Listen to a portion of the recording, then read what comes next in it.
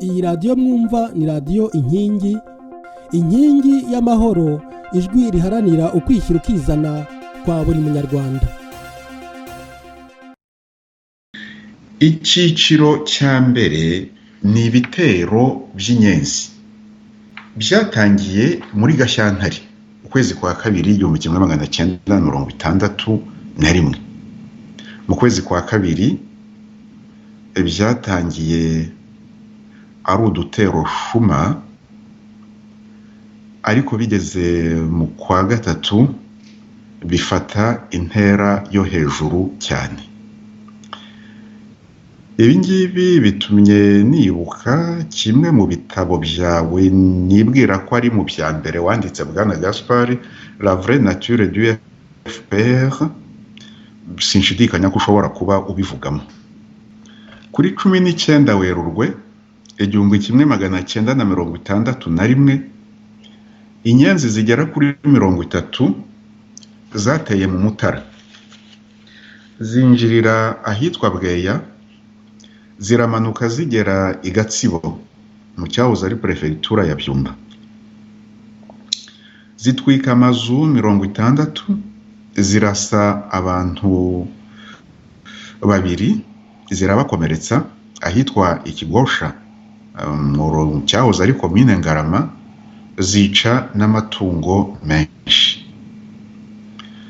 Mu ijoro ryo kuwa 24 rishyira uwa 25 Werurwe 1961, zagabye ibindi bitero bibiri muri ako karere. Hatwitswe amazu 2 kuri centre ya Karama, n'andi 4 ahitwa Tovu mu cyahoze ari muri komine Nkana, yaje kwitwa Kiyombe nyuma. Mu ijoro ryo kuri 25 rishyira 26 Werurwe 1961, inyenzi enye zitwaje imbunda 3 zateye Bwana Gato, wari umujyanama w'umurenge wa Tovu. Zararashe ariko nta muntu wahaguye, nta n'ibintu byasahuwe. Ku itariki ya 30 Werurwe 1961, ahagana saa 6 z'ijoro ahitwa Shanga, umubirigi wayoboraga pariki y'Akagera yararashwe arapfa. Yitwaga Furizone. Hatwitswe amazu 5.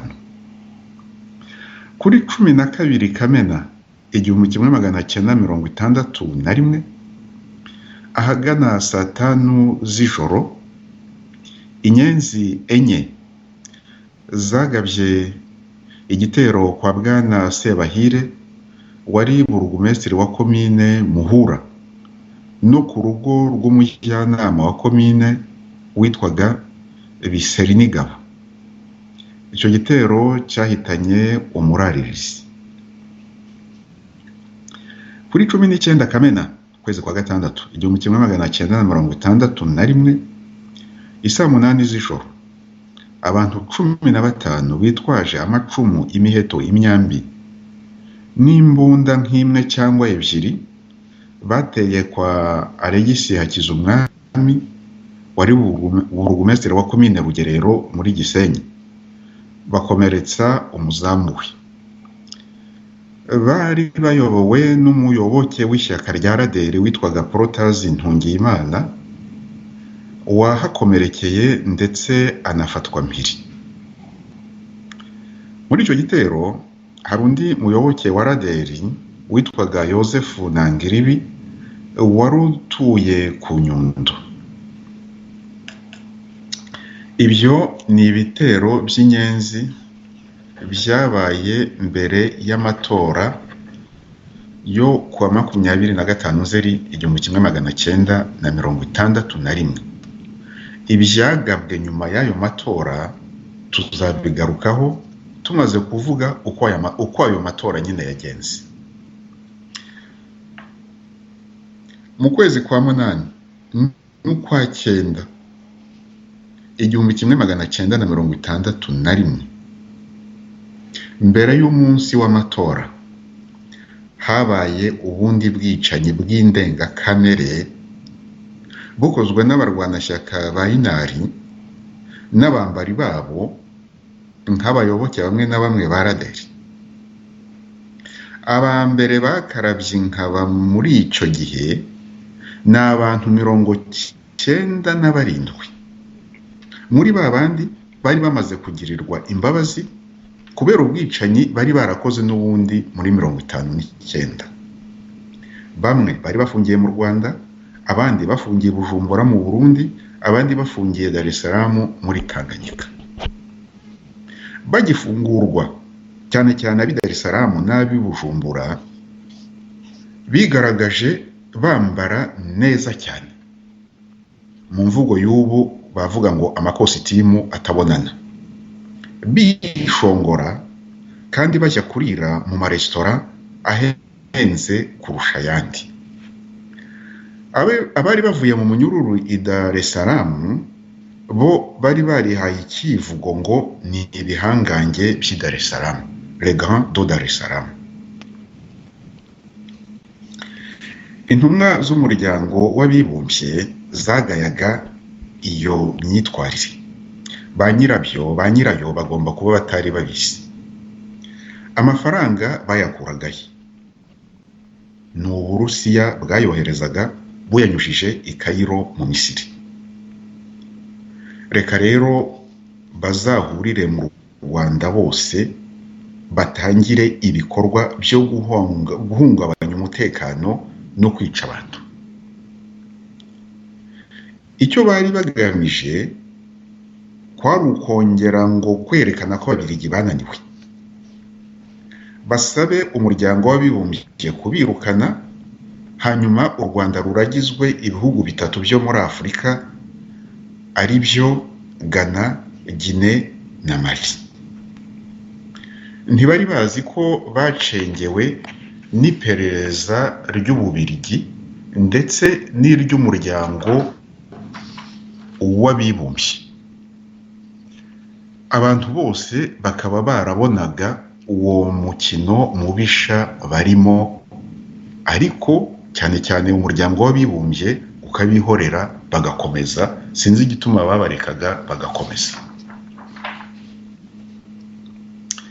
Kuri 25 ukwezi kwa 7 Nyakanga 61, ubwo hari hashize imyaka 2 umwami Rudahigwa apfuye, wari umunsi ngarukamwaka, abayobozi bakuru ba inari Rwagasana, Mungarurire, Bagirishya, abitwa Kagande na Rusegera n'abandi bateraniye i Gahini kuri paruwasi y'Abangirikani, banoza umugambi wo guhindura Umuyonga, teritwari za Kibungo na Nyanza bari bafitemo abayoboke benshi.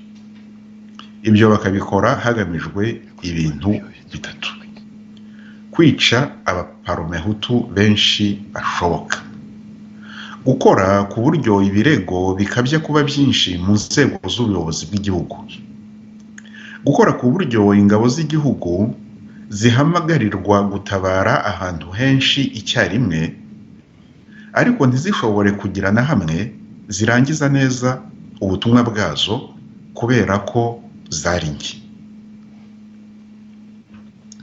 Bukeye bwaho kuri 26 Nyakanga 1961 muri teritwari ya Kigali, komini Remera, mu rugo rw'uwitwa Kiyombya, habereye inama y'abayobozi ba inari. Uwitwa Ndahiro wari umunyabanga mukuru wa inari yayifashemo ijambo. Hemejwe ko muri buri komini hagomba kuba abantu b'ibyihebe 2 bashinzwe kuyobora ibyo bikorwa by'ubugizi bwa nabi n'ubwicanyi. Ibyo byose byatanze iki? Ku itariki ya 5 z'ukwa 8 61, ibi ndagira ngo mbivuge kugira ngo abantu bazi umujyi wa Nyanza n'inkengero zawo biyumvire ukuntu ibintu byari bimeze nabi. ndavuga ibyabereye i Nyanza gusa kuko uwavuga ibyabereye muri teritwari ya Kigali no mu zindi teritwari ntabwo yarangiza. Reka dufate urugero rwa Nyanza gusa n'inkengero zayo.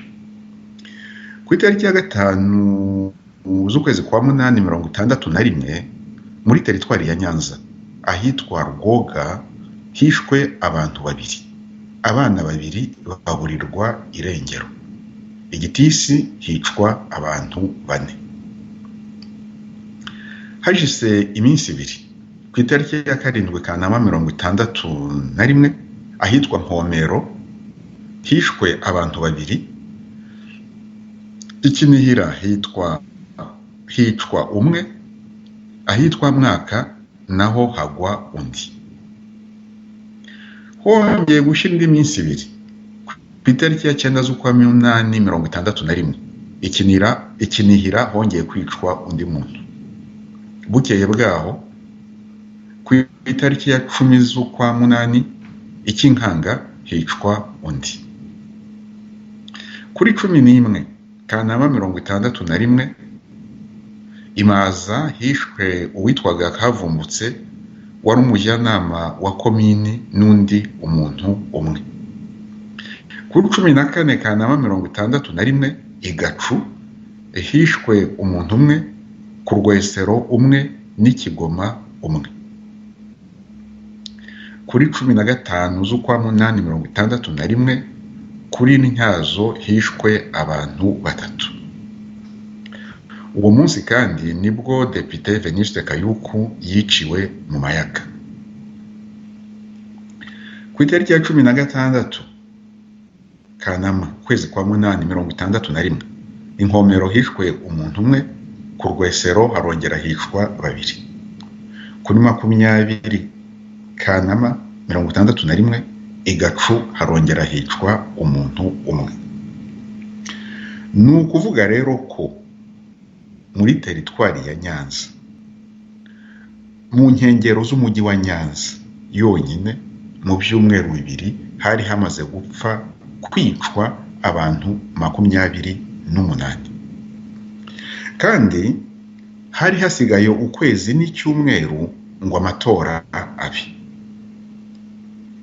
Wongereyeho abishwe mu zindi teritwari, amazu yahiye, ibintu byangijwe birimo n'amatungo n'inka, u Rwanda rwahuye n'akaga karuta by'ihabu ako muri 59. Impirimbanyi za demokarasi zageze aho zinginga ngo amatora yigizwe imbere, ariko bibu by'ubusa aguma kuri 25 Nzeri 59. Twabivuze mu kanya, icyo intare yari igamije cyari uko bwana Max Dorsanville n'intumwa z'umuryango w'abibumbye yari ayoboye bakangarana bagasubira New York ku cyicaro cy'uwo muryango bakavuga ko bananiwe. Ibyo bitabaye, intare yatangiye kwikoma intumwa z'uwo muryango ivuga ngo ni ingambanyi zisigaye zikorana n'abagashaka buhake b'Ababiligi, kandi tuzi ukuntu uyu muryango wari ushyigikiye uruhande rwa intare n'uruhande rw'umwami, ngo ni ingambanyi ngo basigaye bakorana n'Ababiligi. Abantu bose babonaga nyirabayazana uwo ari we, ariko intumwa z'umuryango w'abibumbye zigakomeza kwicecekera nk'aho ntacyo zabonye. Hagati y'itariki ya 14 n'itariki ya 17 Nzeri 1961 hasigaye icyumweru kimwe gusa ngo amatora abe. Kuri Muhazi, ku kiyaga cya Muhazi n'ahandi muri teritwari ya Kibungo hiciwe abantu 81, barimo 30 i Kabarondo, 22 i Mukarange. Iyo ni imibare itangwa n'inzego z'ubuyobozi, rapport officiel, ariko mu by'ukuri hagomba kuba harishwe abantu barenze 200. Abavanywe ariko se padi wakomeje kuvuga ndakumva icyo gihe Colonel Logeste ko yaje agahosha imidugararo ya 59 icyo gihe yari ari he? Colonel Logiste yari ahari, hanyuma rero hari na za ngabo z'u Rwanda Garde Nationale zari zimaze amezi 2 zitozwa. Abo bose bakoraga uko bashoboye, ariko imigambi ya Hinari yari yarizwe neza. Uzi imvugo yo mu Gifaransa ngo en matière d'imagination, le mal est toujours en avance sur le bien. Abo ngabo bari bazi aho batumburiza, bari bazi aho bakubita, wenda bagakubita bagahera ko banabura uburyo bwo kurwana, ntako batagize, ariko icyo byatanze ni kiriya n'iziriya mfu byose, n'iziriya mfu zose. Ariko amatora yegereje, hazaza abasirikari benshi b'Ababiligi, mu kanya turabigeraho, kugira ngo amatora ataburiramo adapfuba, kuko Inari ni kimwe mu byo yari igamije. Hazaza abasirikari benshi b'Ababiligi. Dukomeze? Komeza. Nariho mvuga rero ko abavanywe mu byabo n'ubwo bwicanyi n'iyo midugararo barutaga kure abo byabayeho muri 59. Muri ubu bwicanyi bwo muri 61, abatwa ntabwo bari bagifatanya n'intagondwa za Inari nk'uko byari byaragenze muri 59. Bamwe bakabisobanura bavuga bati abatwa bafatanya n'uri ku butegetsi, apfa kubaha icyo birira n'ikibabeshaho. Ubu ngubu 61 abatwa ntabwo bari bagifatanya n'abatutsi kwica abahutu nk'uko babikoze muri 59.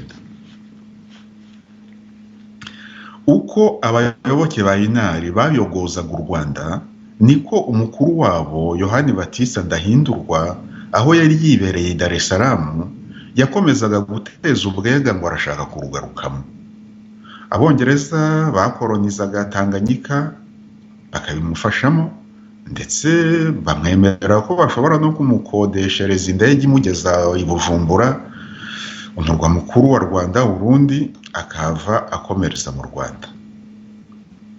Ababiligi bakolonizaga Rwanda, Burundi bongeye kumuvanira inzira ku murima ku mpamvu z'umutekano muke ukuza kwe kwashoboraga guteza kuri we ubwe no ku gihugu cyose. Kandi igihe George Carlier ajya kumureba kuri 21 z'ukwa gatandatu twabibonye, ibyo bari babiganiriyeho. Iperereza ry'Ububiligi ryamenye ko inzira zemewe n'amategeko zimaze kumunanira, Ndahindurwa yariho agerageza inzira zinyuranije n'amategeko. Bwana Guy Logis, perezida w'u Rwanda, abarura inzira zose z'ubutaka Ndahindurwa yashoboraga kumeneramo akinjira mu Rwanda. Buri hose ahashyira ingabo zishinzwe kumuta muri yombi mu gihe yabaje adateye, ariko zikaba zanamurasa mu gihe yaza ateye aherekejwe n'ibifaru, ibimodoka by'intambara n'ibindi bitwaro bikoreshwa mu gihe cy'intambara nyine. Abo bose Ndahindurwa yabanyuze muri humye nk'ibarabukwa. Yafashe indege i Dar es Salaam imugeza Entebbe, Kampala muri Uganda. Aho Entebbe, Kampala niho yafatiye imodoka y'ivatiri, amanuka Uganda kugera hafi y'umupaka w'u Rwanda i Gatuna. Hafi y'i Gatuna ariko akiri muri Uganda niho yafatiye imodoka y'ikamyoneti yambuka umupaka arakomeza anyura ibyumba ameze nk'umugenzi uwo ari we wese wateze imodoka na ba bandi bari bamuteze akabacaho batamumenye. Bamwe bavuga ko yari yanakenyeye nk'umutegarugori. Nuko rero kuri 23 Nzeri ijoro riguye abageze i Kigali. Umwe mu bari bamutegereje amuramutsa avuga ngo komera bwana Kayihura urakaza neza. Hari umuturage wariho yitambukira atazi ibiri kuba, yumva iyo ndamutso imutera amakenga kubera ko Michel Kayihura twaganiriyeho mu biganiro byabanjirije iki ngiki yari yararikoroje mu Rwanda mbere yo guhunga, kandi umwuka wari umeze nabi kubera bwa bwicanyi twavugaga nyine.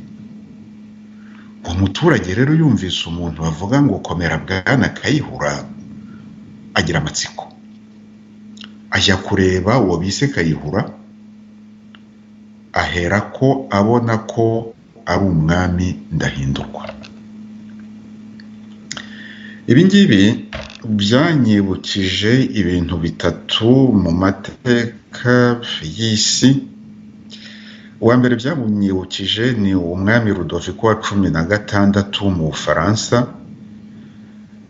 Abafaransa bamuteye hejuru ibintu bimeze nabi, yarahunze agera ku mupaka w'Ubufaransa, sinzi ari n'ikihe gihugu, akana gatoya karamumenya, noneho kavuza induru ngo ye ngo dore umwami ngo roi, gafata ifaranga ririho igishushanyo cy'umwami ati umwami nuriye.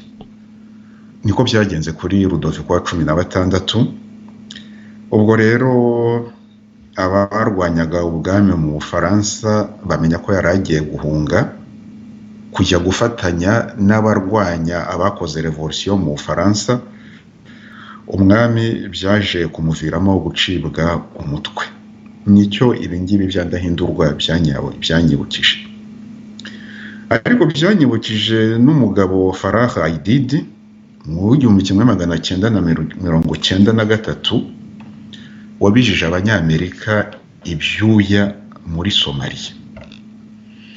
Nawe yarakenyeraga akagenda agaca ku banyamerika bariho bamushakisha ntibamubone rwose. Farah Aidid yabishije abanyamerika ibyuya.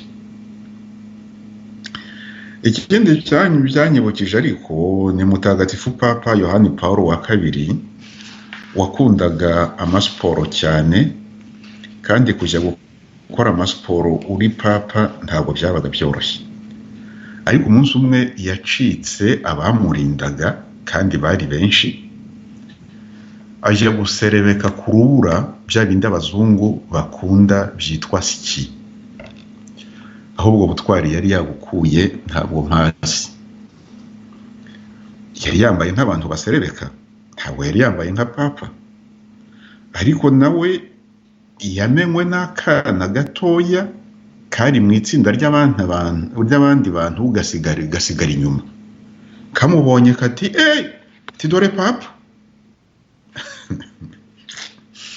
Abari baherekeje papa bati ihute wakana we vaho ngaho dore abandi bagusize. Ubwo ngubwo uratakara hanyuma baze kuvuga ngo wabuze. Ati ihute. Ubwo akakana kihuta kagiye kuvuga ko kabonye papa, abandi nabo basubiza papa mu modoka bati bakumenye tugende dusubire muri Vatikani. Ngibyo rero amahirwe make Ndahindurwa yagize. Uwo muturage aramumenya kubera ko bari bamwise Kayihura. Iyo bamwita irindi zina Dupont, Manuel cyangwa ikindi kintu nta mu Rwanda yari yahageze. Ubwo se bari hehe? Ngo iki? Bari hehe icyo gihe padi? Ndavuga ko uwo muturage avuga ati Kayihura ninde, akajya kureba agasanga ari Kigeli. Bari bakiri ibyumba, bari hehe? Wenda bari mu mujyi wa Kigali. Yari yageze mu mujyi wa Kigali. Yari yageze i Kigali rwose. yari yageze mu mujyi wa Kigali. Okay. Uwo muturage wamubonye rero yihutiye kujya kubimenyesha Guy Logiste. Guy Logiste n'abafasha be yashyize ingufu zose mu gushakisha aho Ndahindurwa yaba yagiye kurara. Ntiyatinze kuhamenya kuko mu guhiga Logiste yarushaga ingwe. Uyu mugabo yari umusirikari. Ntabwo yatinze kuhamenya, icyakora mu bitabo nasomye ntabwo bigeze bavuga ari kwande ari mu ye hoteli, ariko ntabwo Logiste yatinze kumukwata. Yamutaye muri yombi ariko yirinze kumuhutaza. Yabanje kumusobanurira ko yinjiye mu Rwanda ku buryo bunyuranije n'amategeko. Amusobanurira ko kuri iyo mpamvu agomba kujya gufungishwa ijisho. Padi ntabwo wamenya aho yaraye padi? Ntabwo nahamenye. Ntabwo nahamenye, tuzakomeze dushakishe. Ubwo rero amaze kumuha ibyo bisobanuriro byose, yamubwiye ko amujyanye ahantu afungishwa ijisho, residence surveillée, aho umutekano we usugira ugasagamba kandi n'uw'u Rwanda ntuhungabane. Wa munya-Irani Majid Renema yaramutakambiye biba ibyusa. Kuri 24 Nzeri 61 mu gitondo, Ndahindurwa yurijwe indege ya gisirikari yo mu bwoko bwa Harvard imujyana i Bujumbura. Kuri uku kujyanwa i Bujumbura kwa Ndahindurwa, nasomye igitabo cy'Umubirigi niba ntibeshya, Umubirigi ariko wanga Abahutu agakunda Abatutsi, akaba umututsi kurusha Abatutsi ubwabo. Niba ntibeshya ni kera, ni igitabo cyitwa Pleurs au Rwanda, kigomba kuba ari cyo witwa Omer Marshall. Ndumva ari cyo. Omer Marshall aravuga ngo baramushushubikanye bamutwara shishi itabona, ngo ku buryo ikirenge kimwe ari cyo cyagiye cyambaye urukweto. Kandi ngo inkweto ze nta kuntu umuntu atari kuzimenya, ngo kuko yambaraga nimero 53. Uyu mugabo agomba kuba abeshya kuko atari gufatwa kuri ubwo buryo, intumwa za ONU zihari. Hanyuma aho avuye muri Dar es Salaam no mu Uganda nabo bakomeza gukurikirana ibye. Hanyuma Harwa na Logiste na Kagame ibyo bintu ntabwo babivuga ko bamujyanye amaguru adakora hasi. Hanyuma ukuntu yakiriwe i Bujumbura nabyo byerekana ko yafashwe neza. Ubwo rero ageze i Bujumbura, Ndahindurwa yakiriwe nk'undi mukuru w'igihugu wese, ndetse yakirwa nk'umwami. Yakiriwe na Harwa na George Carlier na konsuli wa Tanganyika i Bujumbura. Bose bambaye imyambaro y'akazi y'iminsi mikuru, tenue d'apparat, tenue de fête. Bagira n'ingabo zari kuza kumuha icyubahiro. Ntabwo yakiriwe nk'imfungwa wa Mubirigi navugaga George Marshall, sinzi aho yabikuye. Uko yakiriwe ku kibuga cy'indege i Bujumbura ni nako yacumbikiwe muri messe y'abaofisiye i Bujumbura. Yahamaze icyumweru bamuha indege asubira i Dar es Salaam. Kuva icyo gihe yaje kongera kugaruka mu Rwanda hashize imyaka 55. Ejo bundi muri 2016 ari umurambo. Imana imwakire. Amatora aregereje rero. Kugira ngo umutekano uzabe ari wose ku munsi w'amatora, ariko se padi wenda nacyo uzakiganirira batwumva.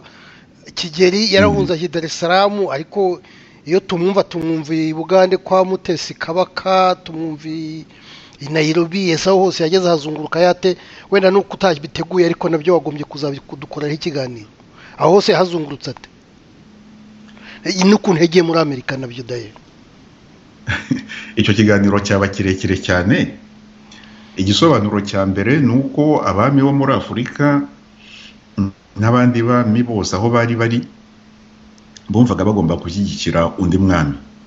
Ntabwo ari amafaranga yarabuze rero. Ikindi kandi nuko umuryango w'abibumbye wari umushyigikiye. Abantu bakorera umuryango w'abibumbye bari bazi ukuri, nabari barabaye mu Rwanda, nabaje mu Rwanda bari aba Max d'Orsonville.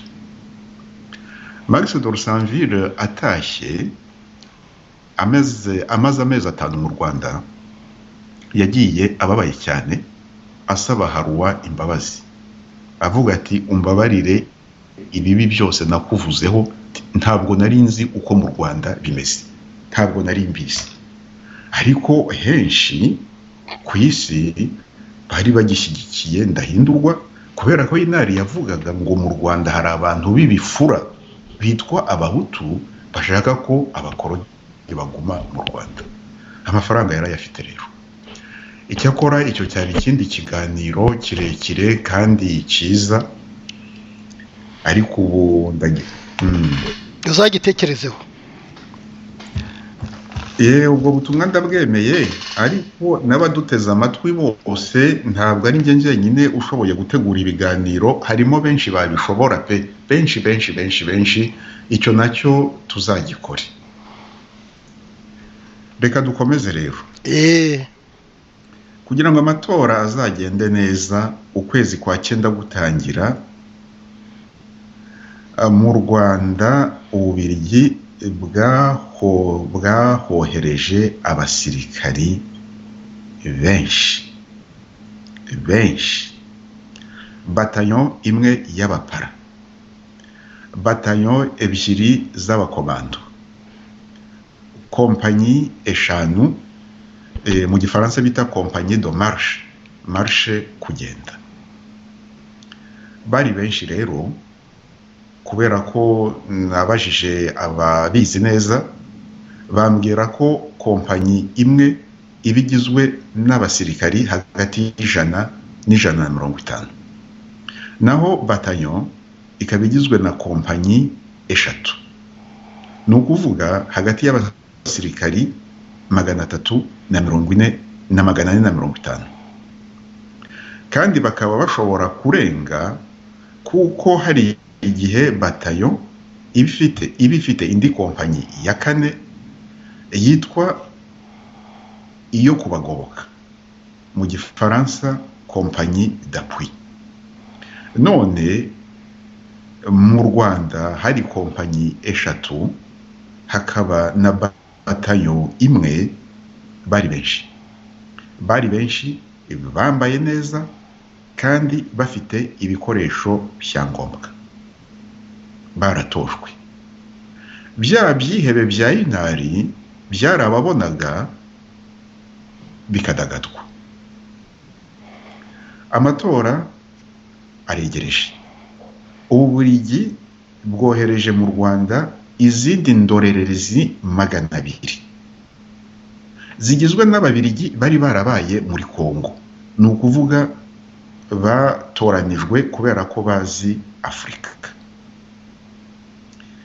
Kubacumbikira ngo cyari ikibazo gikomeye, kubabonera amacumbi, hanyuma ukabashakira ayo macumbi uri gutegura n'amatora kari akamenamutwe ku bayobozi ba Rwanda Burundi.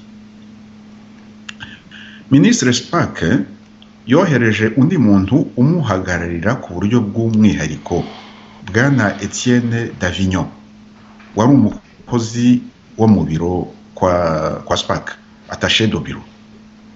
Icyo Minisitiri Spark yifuzaga yari amashira kinyoma, kwari kugira ngo uko amatora azaba yaragenze mu Rwanda azabibwirwe n'umuntu yizeye udashobora kumubeshya.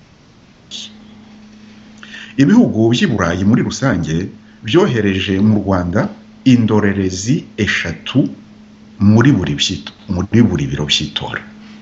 Abo bantu bari benshi, ukuntu ayo mahanga yarakunze u Rwanda ku buryo ayohereza abantu bose, ubu ntabwo ndabasha kubyisobanurira. Undi muntu ukomeye wazengurutse u Rwanda Urundi muri ibyo bihe Nyakanga 61 ni intumwa ya Papa Leopoldville Kinshasa, Musenyeri Mujaiski Pereri, ariko wari ufite mu nshingano ze Kongo, Rwanda na Burundi. Umuryango w'abibumbye wohereje mu Rwanda abandi bantu bawo bari bayobowe n'uwari uhagarariye Liberia muri uwo muryango, Madamu Angie Brooks. Aba bari bayobowe na Angie Brooks mu by'ukuri nibo bacungiraga hafi uko amatora ategurwa nuko ari hagenda kuri 24 kuri 25 1960. Abo bantu bose bakoraga akazi kabo kuko bari bafite za kajugujugu n'izindi ndege zo mu bwoko bwa Harvard zibageza ku biro by'itora aho byaba biri hose mu Rwanda. Logist na wa munyayirani Ranema ubanza uwo munsi barasuye ibiro nk'icumi. Harwa agomba kuba yarasuye nka 20 n'abandi gutyo. Kajugujugu n'indege zaracicikanaga mu kirere cy'u Rwanda, kandi abashinzwe kureba ko amatora agenda neza bareba koko. Ntaho rero umuntu yahera avuga ngo amatora yarafifitswe. Ntibyashobokaga kuyatekinika nk'uko bavuga ubu ngubu cyangwa kwiba amajwi, ntibyashobokaga. Amatora yabaye mu bwisanzure busesuye. Ku bw'amahirwe umunsi w'amatora nta mvura yaguye. Y'imvura igwa abanyarwanda ntibari kujya gutora, nta mitaka bagiraga, kandi gufata amakoma y'insina ngo bajye gutora ariko ubanza bari kubikora. Umuntu arebye ukuntu bitabiriye amatora ubanza bari kubikora. Abari bariyandikishije ngo bazatore bose hamwe bari 1,337,996. Hanyuma baje gutora mu by'ukuri babaye 1,2,770,144. ni ukuvuga 95.52%. Amatora rero yaritabiriwe, mu Kirundi baravuga ngo abanyarwanda bashitukanye n'iyonka. Kuva mu gitondo karekare abatora bari batonze umurongo washoboraga kugera ku birometero n'ibirometero. Abari n'abategarugori bayagizemo uruhare rukomeye, cyane cyane abategarugori. Bamwe bagiye gutora bakuriwe, inda ari imvutsi. Ibise bikabafata batonze umurongo, bakabirukankana bakabajyana kwa muganga, bamara kubyara bakagaruka gutora. Hari ibimuga n'abarwayi bazaga bahetswe mu ngobyi ariko baje gutora. muri komine zimwe na zimwe gutora byarakomeje kugeza nijoro, aho bikabije bakomeje gutora no ku munsi ukurikiyeho. Niyo mpamvu mvuga nti n'iyi imvura igwa bari kwemera ikabacoca ariko bakajya gutora. Ayo matora karagaterera nzamba kugira ngo yihute, abayayobora bagombaga gushyiramo ubuhanga. Utora yabanzaga kunyura imbere y'abahagarariye amatora, bagasuzuma niba izina rye riri ku rutonde rw'abazatora. Yaba ariho agahabwa impapuro z'amabara abiri anyuranye, umukara n'umweru, kugira ngo atore ubwami cyangwa repubulika. Akajya mu bwihugiko aho atorera mu ibanga. Twabonye uko ubwo bwihugiko bwari buteye, shitingi irimo kakobo. Yarangiza ibahasha yashyizemo ibara yahisemo akajya kuyishyira mu isanduku irinzwe n'abandi bantu bahagarariye amatora. Aho niho yahabwaga indi bahasha n'izindi mpapuro z'amabara abiri, kugira ngo avuge niba ahisemo Kigeli Ndahindurwa cyangwa niba amwanzi. Ubwo akajya mu bundi bwihugiko agatorera mu ibanga. Ibahasha yafunze neza akayijyana mu yindi sanduku irinzwe n'abantu bahagarariye amatora. Aho niho yahabwaga indi bahasha n'izindi mpapuro z'amabara anyuranye, ibara rya buri shyaka. Ibara rya buri shyaka ryamamaza abadepite. Ubwo yajyaga mu bwihugiko bwa gatatu, ari nabwo bwa nyuma, agatora.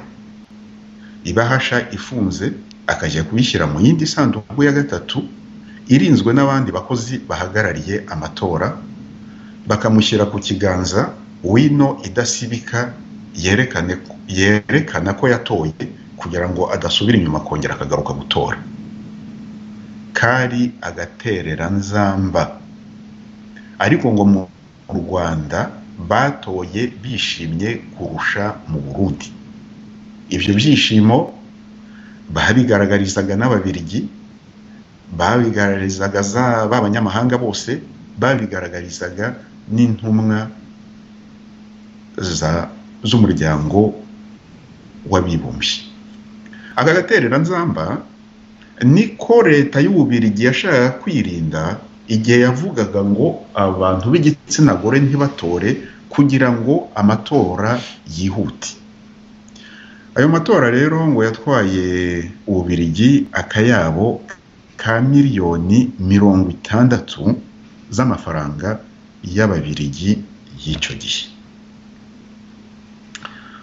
Ubu tugeze ku byavuye muri ayo matora. Mu itora rya kamarampaka, Repubulika yegukanye amajwi 80%, ubwami butahana 20%. No ku bireba Kigeli Ndahindurwa ubwe niko byagenze. Abanyarwanda 80% baramwanze, 20% baramutora. Mu matora y'abadepite 44, ishyaka rya Parmehutu ryegukanye imyanya 35. Inari ibona imyanya 7. Aprosoma itsindira imyanya 2 gusa.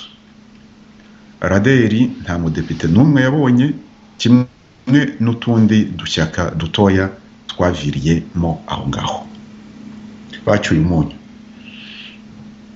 Byatewe n'iki kugira ngo Aprosoma itsindwe bene kariya kageni? Byatewe n'uko mu kwezi kwa Gashyantare, kwezi kwa 1961 kurangira, Bwana Yozefu Habyarimana Gitera wayoboraga iri shyaka kandi akaba ari nawe wari wararishinze, yagize atya arikubita yegura ku buyobozi bw'inteko ishinga amategeko, ubuyobozi yari ariho kuva kuri 28 z'ukwa mbere 1961. Noneho amatora yegereje ahindura amazina y'ishyaka rye. Ishyaka ryitwaga Aprosoma aryitwa Aprosoma Rwanda Union, ndetse akongera akavuga ngo ni Aprosoma in Afro Europe. Ibyo rero byashyize abayoboke ba Aprosoma mu gihirahiro. Ntabwo cyari igihe cyo guhindura, byabateye urujijo, bacikamo ibice bibiri. Igihe cya mbere cy'abakomeye kuri Gitera, n'ikindi cyari kirangajwe imbere n'abagabo nka Gasingwa Germain, Munyangaju Aloise na Sindikubwabo Theodore, cyagiye cyegera buhoro buhoro Parmehutu. Bwana Gaspari, namwe mwese muteze amatwi radiyo Inkingi, ukize inkuba arayiganira, utaranirwa agaramye agira ngo ijuru riba hafi.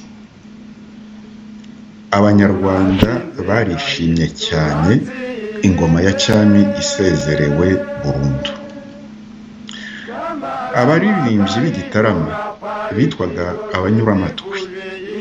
Hagati aho bavuze ngo tuzakore cya kiganiro kindi, ariko tuzasuzume n'ibintu bambwiye ngo abanyuramatwi mu by'ukuri ngo ni umutwe w'abaririmbyi washyizweho na Gicanda, umwamikazi Mukabudahigwa, hanyuma aza kuwuha abanyuramatwi, nyine aza kuwuha Repubulika. Ibyo ngibyo ababizi nabyo bazatubwire. Yewe ndumva ari ubwa mbere mbyumvise. Sinamenya, bazatubwire rwose abumva bose. Ibyo byishimo rero abanyuramatwi babigaragaje, uwo munezero bawugaragaje mu ndirimbo yishimira Kamarampaka, indirimbo amagambo Karabaye na Turatsinze agarukamo kenshi nk'inyikirizo. Bari bazi aho bavuye, bari bazi icyo bavuga. Nigeze kumva umuntu nka Boniface Rucagu n'abandi banyapolitiki cyakora bakerenza iyo ndirimbo. Ndakubwiza ukuri, nagize ubwoba mbumvise bakerensa iyo ndirimbo. Nibuka wa mugani wa Kinyarwanda ngo ugaye imfura z'iwabo ucya yimuka, cyangwa yavuga ngo utazahamenya ntamenye iyajya, utazi ahava ntamenya iyajya, nta nubwo amenya ahageze. Ibi byari ibihe bikomeye mu mateka y'u Rwanda, kandi ibintu byariho bihinduka neza, usibye nyine ziriya nyanga birama zamennye amaraso bitari ngombwa. Ku byerekeranye n'iriya ndirimbo Turatsinze gaye, njyewe nyigereranya n'icyo bita muri Bibiliya igitabo cy'iyimuka Misiri, umutwe wa 15, icyo bita indirimbo Musa n'Abayisiraheli baririmbiye Uhoraho bamaze kwambuka inyanja itukura. Abagatolika bayiririmba buri mwaka mu gitaramo cya Pasika kuwa 6 Mutagatifu. Wenda henshi baracyayiririmba uko yahimbwe na nyakwigendera Padiri Gustini Mbandahi, yitwa Nzamamaza Uhoraho kuko yisesuyeho ikuzo. Ni indirimbo igaragaza ibyishimo rwose. Abayisiraheli bari bazi aho bavuye, bakize Farawo wari ubabiritse n'ibifaru izo ndirimbo zirasa, ariko aho iyo ndirimbo imeze neza kurusha ahandi hose ni mu Gitaliyani, aho yitwa Il Canto del Mare, Le Chant de la Mer, inyanja. Abantu batazi Igitaliyani bashobora kumva iyi ndirimbo ntacyo bitwaye, kuko bazi ikibirimo, ibivugwa mu iyo ndirimbo. Indirimbo yo ku nkombe y'inyanja niko muri Bibiliya y'Ikinyarwanda bayita. Ni indirimbo Abayisiraheli baririmbye bambutse inyanja y'umutuku, bakize neza neza rimwe na rizima Abanyamisiri. Gukerensa ibi bintu rero, yewe kera kutazi amateka y'u Rwanda. Kuri 25 Nzeri 1961 hari hasigaye amezi 9 gusa kugira ngo u Rwanda rusubirane ubwigenge bwarwo ku itariki ya 1 Nyakanga 1962. Icyo gihe ni igihe gito cyane, amezi 9, ugereranije n'ibintu byagombaga gukorwa. Ubutaha tuzakomeza dusuzuma ibyaranze amateka y'u Rwanda muri ayo mezi 9 nayo adashobora kwibagirana mu mateka y'u Rwanda.